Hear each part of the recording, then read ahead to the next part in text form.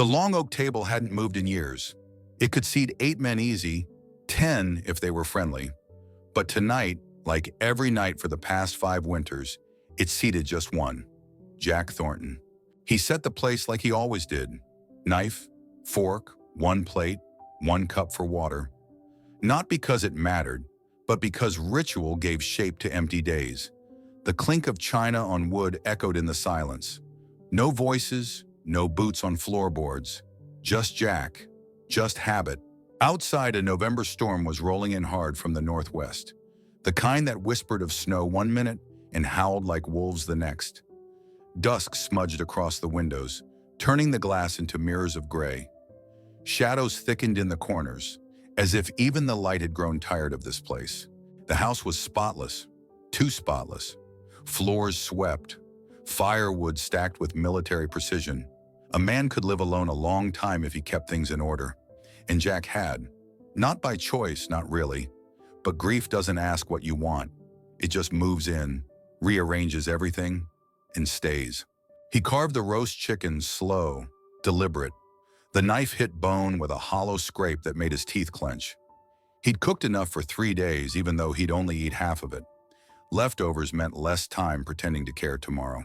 He reached without thinking for the second chair. His hand hovered midair. Then realizing, he pulled it back, wiped it on his apron. "Just me now," he muttered.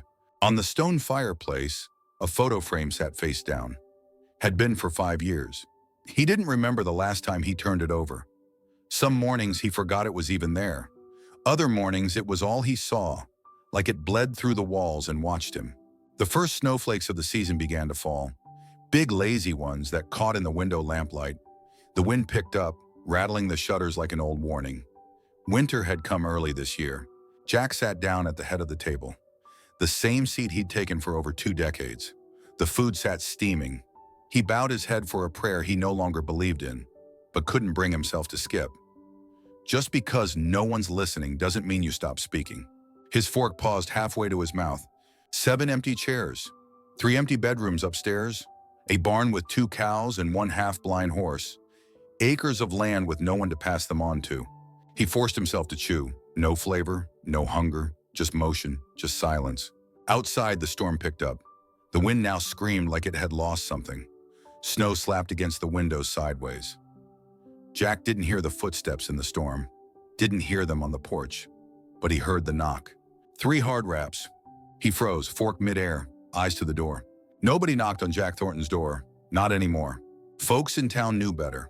After his wife passed, after the accident, after the fire that took too much too fast, people gave him space, wide space. Jack didn't go to church no more, didn't talk much when he came into the feed store, and didn't wave when folks passed by his fence. So when the knock came again, sharper this time, like someone running out of hope, Jack's first instinct was to ignore it. Let him go. Let the wind swallow them like it had swallowed everything else he once loved. But then came the third knock. It wasn't loud, wasn't angry. It was pleading. Something about the rhythm. It wasn't just fists on wood. It was desperation. Jack sat still for a long second, fighting something in his chest that had stayed quiet for years. The wind wailed. The chicken steamed. His old dog hadn't barked in years. He stood, slow, reluctant. His hand reached the doorknob. What he didn't know, what he couldn't have known, was that on the other side of that door stood a woman who would bring the storm into his house and thaw the years of ice wrapped tight around his heart.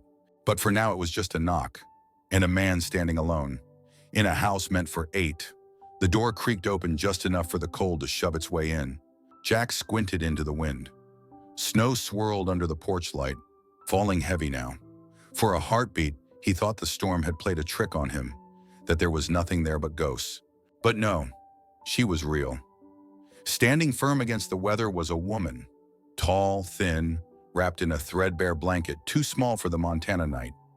Her eyes were dark, steady, the kind of eyes that had seen too much and learned not to flinch. Her long black hair, matted by the wind, clung to her cheekbones like frost. Behind her, huddled close, were 3 children. The oldest, a girl, maybe 8, stood with her back straight like she was trying real hard to pretend this wasn't as bad as it was. Her lips were blue, but she didn't complain. A boy younger clung to her side. His coat was too short, his hands bare and red, jaw chattering like a wagon wheel on a busted axle. And then there was the littlest one, a slip of a thing, maybe 3. She clutched the hem of her mother's skirt, eyes wide, cheeks raw from the wind. She looked up at Jack, and that's when it hit him. Those eyes. God help him, those were Ruth's eyes. Same shade of soft brown, same quiet, watchful look. Like she was trying to figure out if the world was safe or just pretending. His throat clenched. Memory punched through him like a rifle shot. Ruth at age 3, barefoot in the kitchen, singing to a wooden spoon. The woman spoke. Her voice cracked like frozen branches. "Sir, my children haven't eaten in 2 days. I saw your light." She hesitated, didn't cry, didn't plead, just said, soft but sharp, "I'm asking, just a little warmth, just a little food. We won't trouble you past tonight." Jack's hand tightened on the doorframe. His knuckles turned bone white. Everything in him said, shut the door. Shut it before that little girl smiled. Shut it before the boy called him sir. Shut it before they carved holes in the quiet he'd fought so hard to build. But the wind howled louder now. It slammed against the porch like it meant to drag these 4 straight off the edge of the earth. Jack opened his mouth. The words came out stiff, unused to kindness. "Come in. Get those young'uns out of the cold." The woman blinked. For a second, she didn't move, like she didn't quite believe him. He nodded firmer this time. "Now, before you all freeze to death out here."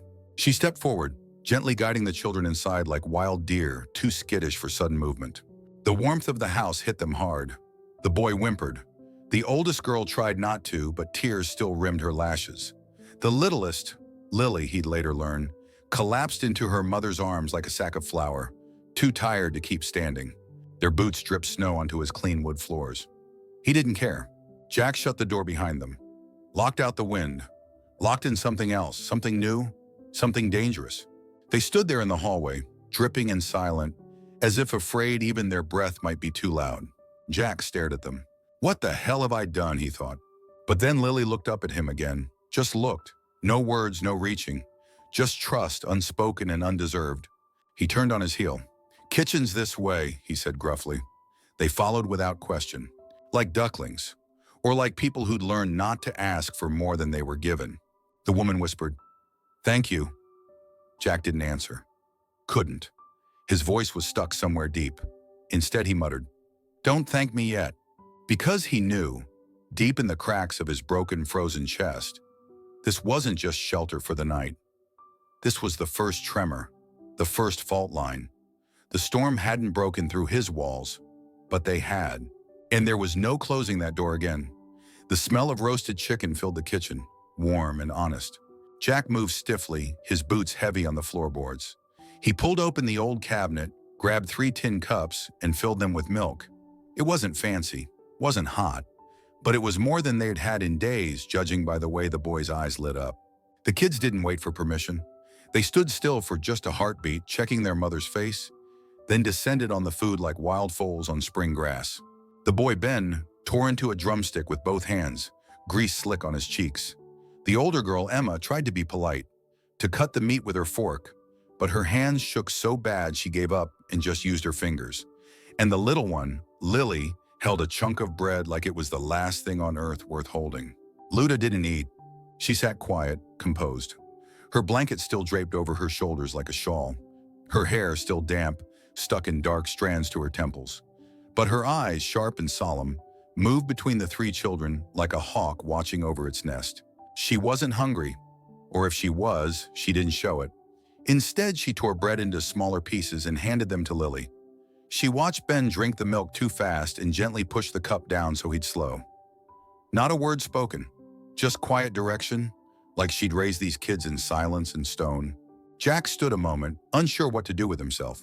The kitchen, once so still you could hear the clock tick 2 rooms over, now felt too small. The clatter of forks, the hum of chewing, the quiet thud of boots by the fire. It was noise, but it wasn't bad. It was alive. Still, his hands itched for something to do. So he turned, crossed the back hall, and unlocked the narrow storage room. Smelled like dust and cedar oil. The air in there was heavy, untouched. 3 chairs leaned in the corner, forgotten. He hadn't looked at them since that night. Since the house went quiet for good, he stared at them for a second, then reached out, wrapped his fingers around the back of the first one. It creaked. Not from age, no. They were solid oak, but from memory. Jack hauled them out one by one, wiped them down with an old rag. Each one groaned when it hit the floor, like waking from a long sleep. He placed them around the table. 3 new chairs, 3 full plates, and somehow it felt right. Off-kilter, terrifying, but right. He poured more milk, sliced more bread, cut the last of the chicken and spread it between them. Still, he didn't ask names. He didn't want to. Names made things real. Names meant they might stay. Names meant if he lost them, he'd have to lose them fully. So he said nothing, just served, just watched, until Lily's hand slowed. Her bread slipped from her fingers and landed soft on the edge of her plate. Her small body leaned sideways, and her head dropped onto her mother's lap, mouth still half open in the middle of a chew. She was out cold. Sleep like that doesn't come from tired legs. It comes from running too long, trusting no one, and finally, finding a place safe enough to collapse. Luda shifted only slightly. She adjusted the blanket around the girl's shoulders, one hand resting lightly on her back. Not possessive, not dramatic, just anchoring.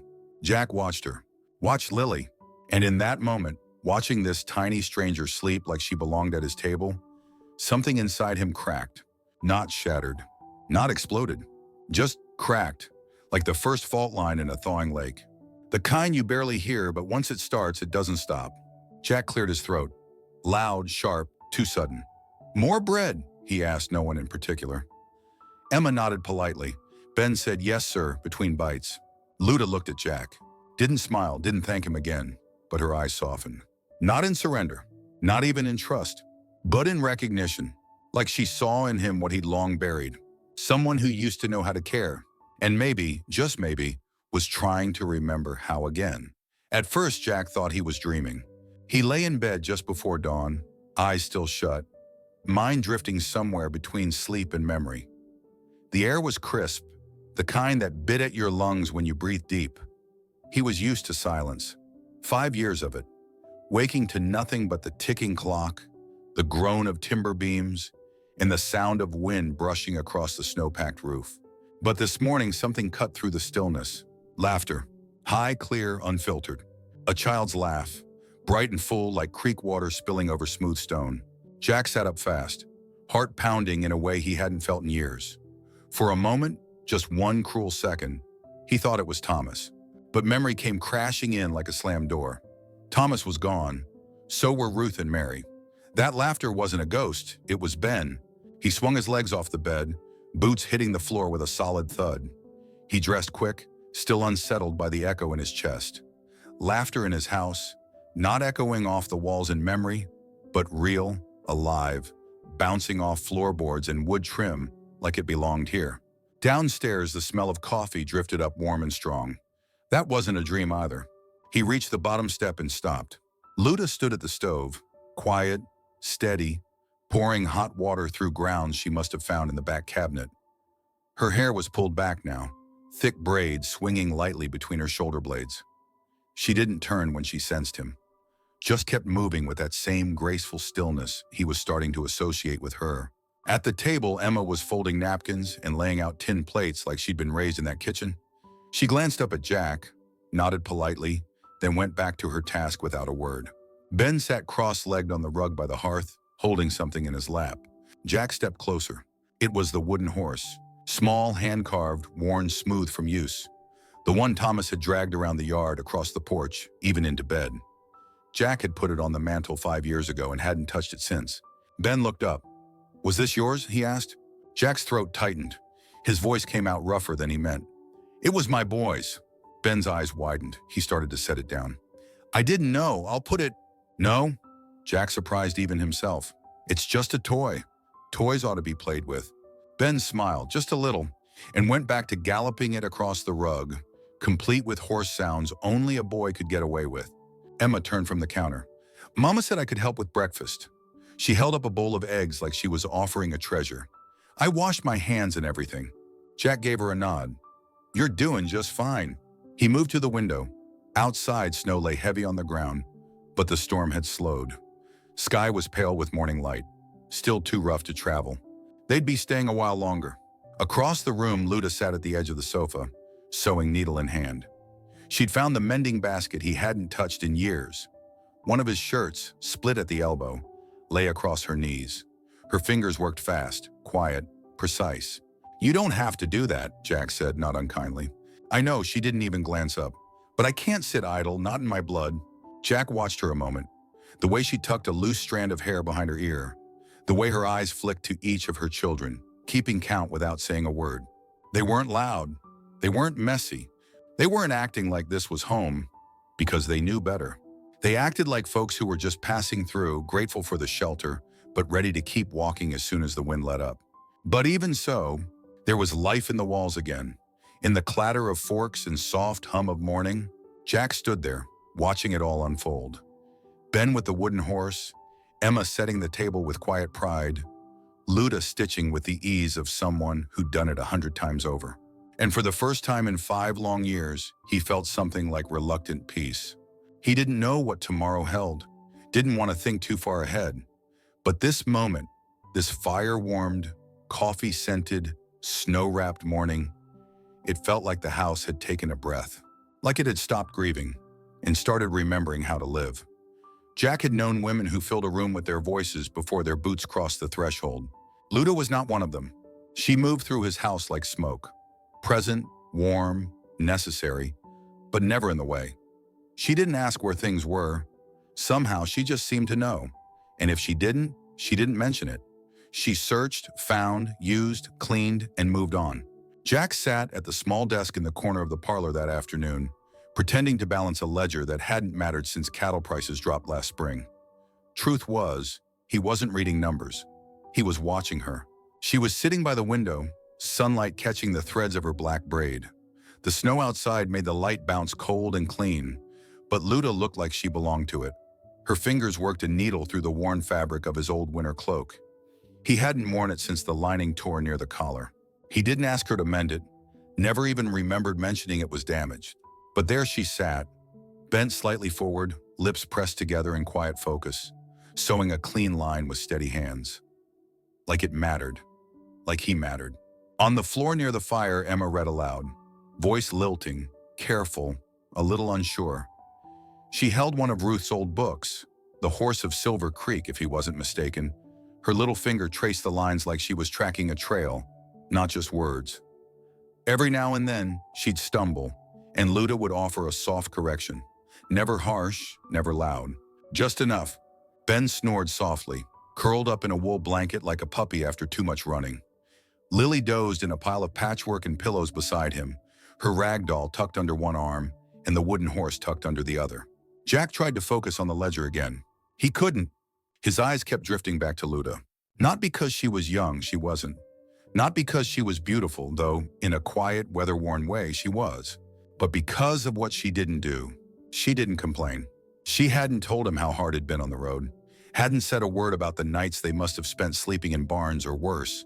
She hadn't described what it felt like to watch her children go to sleep hungry. She hadn't even mentioned her husband. But Jack had seen it in the way her jaw clenched when Emma coughed. He'd read it in her eyes when she paused by the window too long, watching the trees move. That kind of sorrow doesn't need to be spoken. He couldn't help himself. "How long's it been?" he asked quietly. Luda didn't look up. "Since what?" "Since he passed." She tied off the thread, bit it clean, and set the needle down. "Last spring. Fever took him quick. One day walking, next day coughing, third day buried behind the cedar line." Her voice didn't break, not once. Jack nodded slowly. "I'm sorry. You didn't cause it." She folded the coat neatly, smoothing it with her palm. "No need to apologize for what ain't yours." He didn't know what to say to that, so he didn't say anything. She stood, walked to the peg near the door, and hung the mended cloak like it had always belonged there. Jack followed her with his eyes, a heavy quiet settling in his chest.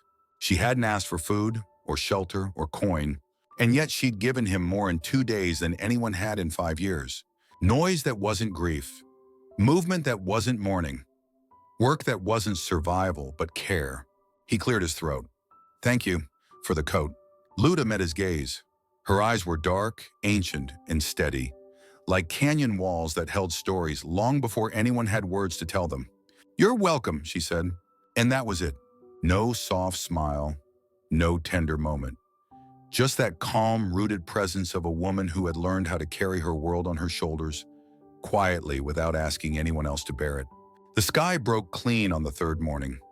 Pale blue stretched from one end of the ranch to the other, with sunlight so sharp it made the snow sparkle like diamonds.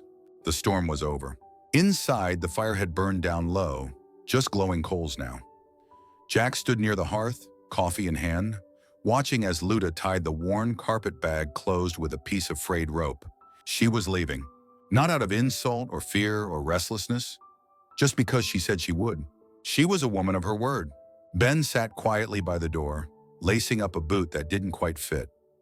Emma helped Lily with her coat, gently pulling the sleeves over her tiny arms while murmuring something soft. Maybe a song, maybe just comfort. Luda hadn't said much that morning. She didn't need to. Every movement was a goodbye. Jack leaned his shoulder against the fireplace stone, jaw clenched. He wanted to speak, wanted to say something that would stop them. But he didn't, because the truth was he was scared. Not of them, of what they meant, of what it might feel like to get used to laughter again, only to lose it. Of what it might mean to wake up one morning and find those chairs empty again. For good this time. And so like a coward, he stood in silence. Luda fastened the top flap of the bag, adjusted the strap over her shoulder, and looked up. Her eyes met Jack's. She nodded once. "We'll be on our way before the roads ice up again." "You don't have to," Jack heard himself say. She paused. "I gave you my word. I said one night. We stayed 3. Jack looked down at the coffee in his hands, saw the tremble in his knuckles. If you wanted, I could give you some money for supplies or the road." Luda's eyes narrowed, not in anger, but in quiet resolve. "We don't need charity." "It ain't charity, It is," she said gently but firmly, "and you've already given more than most." She turned back to Lily, helped her button the last snap. Jack watched her hands work, steady and sure, and hated the thought of them not filling the space in his kitchen again. Ben stood up, his boots clunking across the wood floor. He walked right up to Jack and threw his arms around his leg. "I don't want to go," he said into Jack's coat. "Ben," Luda warned softly, "let go." "But why?" the boy whispered. "Why can't we stay with him? He's got a big table. He's all by himself." Jack felt the words cut through him. He had no answer, because everything the boy said was true. And still, he said nothing. Emma came up behind them, holding the carpet bag with both hands. Her eyes were red, though she hadn't cried. Not once. She stood tall like her mother taught her. Luda took Lily's hand. "Come on now," she said. "Time to move." Ben finally let go. He sniffed once, then followed his mother, head low. Emma brought up the rear. They stood at the door a moment, all 4 of them. Jack couldn't move, couldn't open his mouth, couldn't say the one thing that would make them stay. Luda looked at him. Her voice was low, warm, steady. "Thank you, for the fire, for the food, for the place to breathe."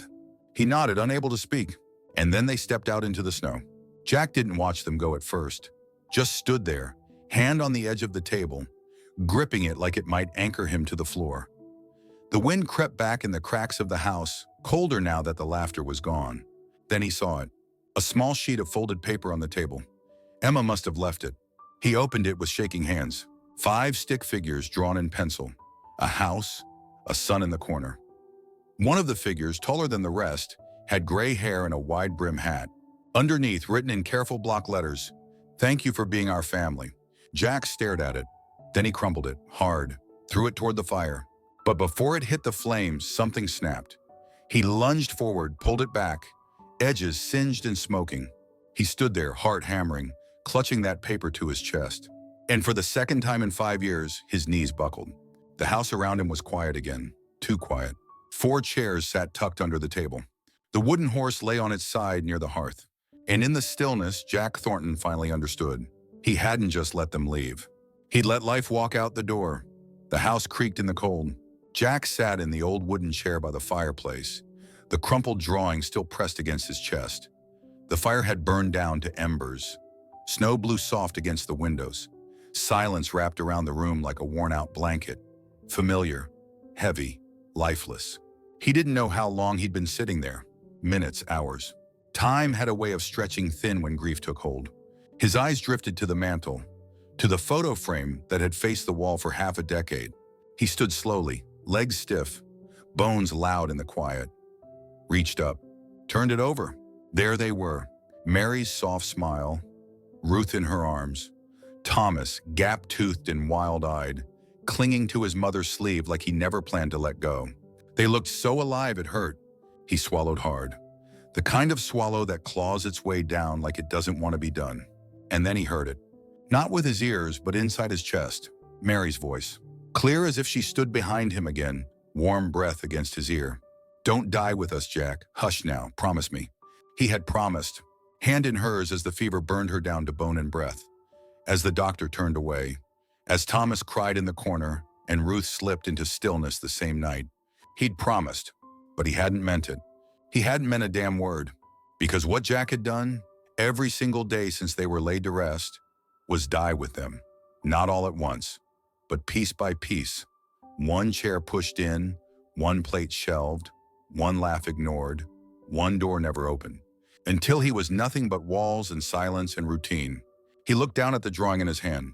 5 stick figures. That tall one in the middle, Emma had drawn him bigger than the rest. Worn hat, wide shoulders, protective, present. Not a ghost.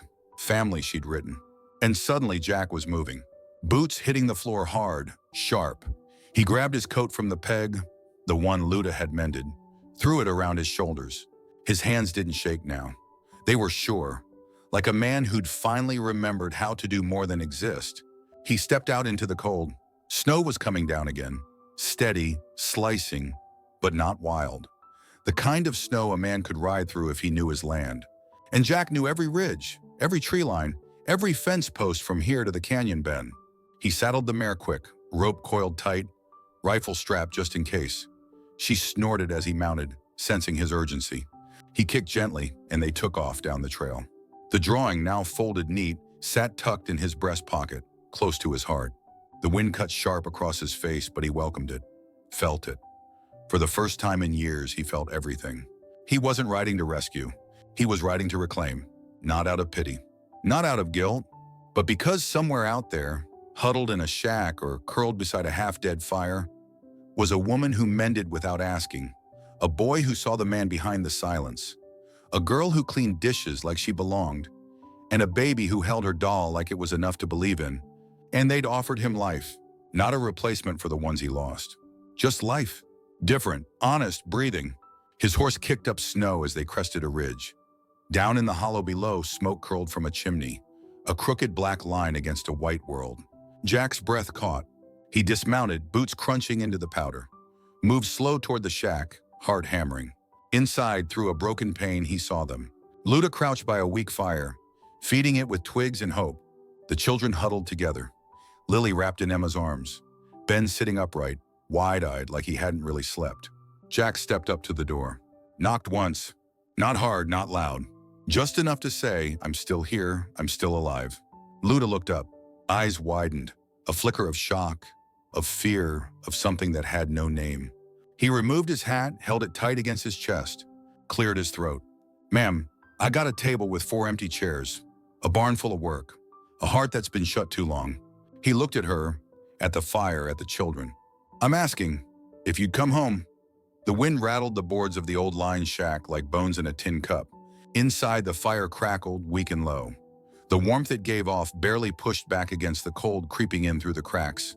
Luda rose slow from where she'd been kneeling by the hearth, hand instinctively going to Lily's back as the little one stirred. Jack stood in the doorway, hat in hand, eyes steady but soft. He didn't step forward, didn't crowd her. Just stood there like a man who knew the only thing he had to offer was truth. I've got land that needs tending, he said quietly, voice rough like gravel under boot. A table that ain't been full in too long. A home too empty for its own good. I ain't got much else, but I've got room, and I'm asking if you'd let me share it. Luda stared at him a long moment. No blinking, no shifting. Just watching, measuring. Behind her, Emma sat up straighter. Ben looked from Jack to his mother and back again, holding his breath like he didn't dare hope. Luda didn't move. When she finally spoke, her voice was calm, even, firm. I'm not a ghost to fill the space where your wife once stood. And my children. They're not stand-ins for the ones you buried. Her words hit like the crack of a whip, but not meant to wound, just to cut through illusion. Jack nodded, didn't flinch. I know, he said. God knows I know. I see them. I see you. And I ain't asking for shadows of what I lost. I'm asking for a chance to build something new, with real people, not memories. Luda crossed her arms over her chest, chin lifting a notch. You sure this isn't just loneliness talking? You sure it's not guilt or fear? Jack looked down for a moment, brow furrowed, then back at her. I've been lonely for 5 years. If that's all this was, I'd have let you leave and told myself it was easier that way. But this past week, hearing laughter again, watching a kitchen come back to life, it wasn't just noise. It was living. I'd forgotten what that felt like. The fire popped. Lily stirred in her sleep. Ben stood now, quiet, still. His fingers gripped the edge of his coat, knuckles white. Then Emma rose, her small voice barely above a whisper, but somehow it filled the room. If we come back, will it be real? Jack turned to her slowly. The question landed hard, gentle as a feather, heavy as stone. He knelt down to meet her eye to eye. It won't be perfect. I'll mess up, probably more than once. But it'll be real, and I won't walk away from it. Not again. Emma looked to her mother. Luda studied Jack like she could read every year carved into his face. And maybe she could. A man broken but not beaten. A man buried under grief but digging. A man afraid, but finally choosing courage anyway. Luda stepped forward slowly, deliberately. She put a hand on Lily's back, then on Ben's shoulder, looked over to Emma, then met Jack's eyes again. If we do this, she said, there's no halfway. These kids have been through enough. Jack nodded once. A single quiet promise. I'm all in. For a long breath, no one spoke. Then Ben ran across the room and threw his arms around Jack's waist. Can I call you Pa? Jack's throat locked, his vision blurred. He placed a hand on the boy's head, voice barely holding together. I'd be honored, son. Emma moved next, leaning into Jack's side. He held her too. And finally, Luda walked toward them. She didn't cry. She didn't say thank you. She just reached out. And for the first time in years, Jack Thornton felt the weight of a hand that wasn't there to console or pity. It was trust. Hard-earned, fragile, whole. Let's go home, she said. The sun was slipping low behind the hills when they reached the ranch. The front porch creaked under their boots. Snow still clung to the railings, but the storm had passed. The windows glowed with late-day light, like the house itself had held its breath waiting for them to come back. Jack opened the door. It didn't groan like it used to. Or maybe it did, and he just didn't notice anymore. Lily reached up the second they crossed the threshold. Without thinking, Jack bent down and lifted her, smooth as if he'd been doing it for years. Her tiny arms looped around his neck. She smelled like wood smoke and something sweeter, like childhood and second chances. Ben kicked off his boots in the corner, set them neatly by the wall. I'll set the table, he said with purpose, like it was his job now. Jack nodded. The boy padded into the dining room and opened the cupboard. Mary's cupboard. He reached for the good dishes. The ones Jack hadn't touched since the funeral. China with a faded blue rim, slightly chipped at the edge. Too delicate for ranch life, Mary used to say. But she brought them out every Thanksgiving anyhow. Ben handled each one like treasure. No fear, just reverence. In the kitchen, Emma stood beside Luda, sleeves rolled up, apron tied crooked. She cracked eggs with both hands like she'd done it a dozen times, even if Jack suspected this was her first real kitchen. Let her measure the flour, Luda said gently. Emma did, carefully, eyes focused, lips pressed in concentration. Jack stood in the doorway a moment, just watching. His home, so long a quiet tomb, buzzed with small sounds. Whisking, soft footsteps, the clink of silverware. Laughter so faint it almost didn't register, but it was there. Something stirred in his chest, tight and warm. He turned toward the mantel. The photo still sat there, face down like it had for half a decade. His hand hovered over it. Then with no ceremony, no pause, he turned it upright. Mary Thomas, Ruth, frozen in time, smiling, whole. Jack didn't flinch this time.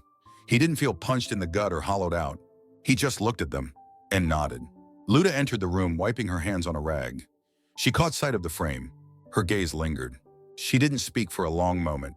Then quietly, with a softness he hadn't heard before, she said, "They're still part of this table." Jack met her eyes. There was no sadness there, just understanding. And somehow that made it easier to breathe. Dinner was loud, clumsy, beautiful. Lily knocked over her milk twice. Ben asked 12 questions in a row, mostly about horses, partly about turkeys. Emma corrected his grammar with big sister smugness, and Luda rolled her eyes like she'd seen this scene 100 times before. Jack carved the meat, passed the bread, refilled cups, listened, and laughed. It came out rough and rusty, like an old gate swinging for the first time in years. They paused for grace. Jack cleared his throat. Everyone turned toward him, waiting, unsure. He bowed his head, words slow, voice steady. Lord, I'm thankful for land that still gives, for rooms filled again with footsteps, for young voices that make the silence feel far away. He paused, looked around.